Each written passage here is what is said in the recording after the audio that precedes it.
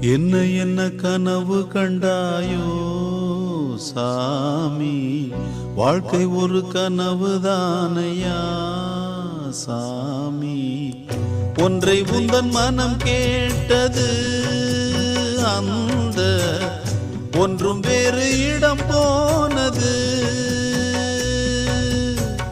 கையில் வரும் என பார்த்தது, இன்று கை நழுவியே போனது. என்ன என்ன கனவு கண்டாயோ சாமி, வாழ்க்கை ஒரு கனவு தானையா.